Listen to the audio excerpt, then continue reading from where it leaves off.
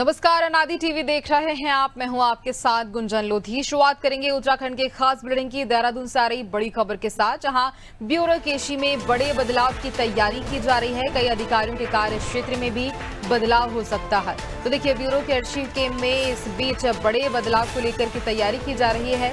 नए अधिकारियों को जिम्मेदारी मिलेगी।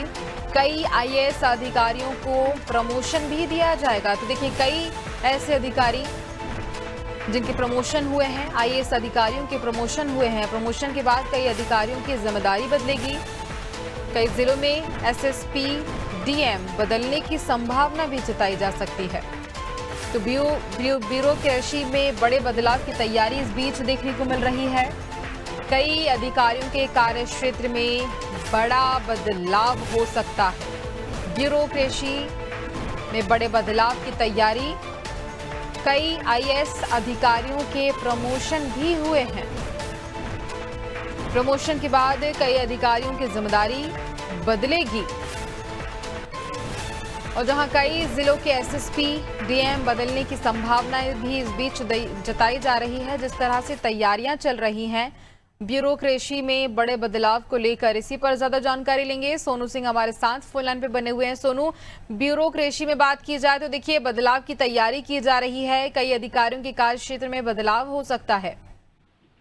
देखिए गुंजन, शासन स्तर पर इस बात को लेकर मंथन किया जा रहा है कि जो ब्यूरोक्रेसी है इसके दायित्व में बदलाव होंगे। खास तौर पर उन अधिकारियों के जो जनपदों में 2 साल से ज्यादा समय अपने पद पर रह चुके हैं, उसमें जिलाधिकारी हैं, वरिष्ठ पुलिस अधिकारी हैं।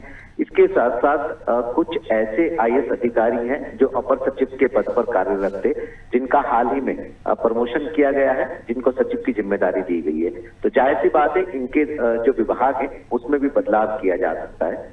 इसके साथ साथ कुछ ऐसे अधिकारी हैं जो शासन में है, उनके विभागों में भी बदलाव किया जा सकता है, उनकी जिम्मेदारियों में भी बदलाव किया जा सकता है। इसको लेकर के शासन स्तर पर मंथन किया जा रहा है। और एक और पहलू हम अपने दर्शकों को बताना चाहेंगे कि आने वाले समय में उत्तराखंड में विधानसभा के चुनाव होने हैं और ऐसे में विधानसभा के चुनाव को ध्यान में रखते हुए शासन स्तर पर अधिकारियों को जिम्मेदारी सौंपी जाएगी। कुछ सचिव स्तर के अधिकारियों को जिलाधिकारियों की जिम्मेदारी सौंपी जाएगी और कुछ पुलिस मुख्यालय में तैनात जो आईपीएस अधिकारी हैं उनको जनपद के मुख्यालयों की भी जिम्मेदारी सौंपी जा सकती है।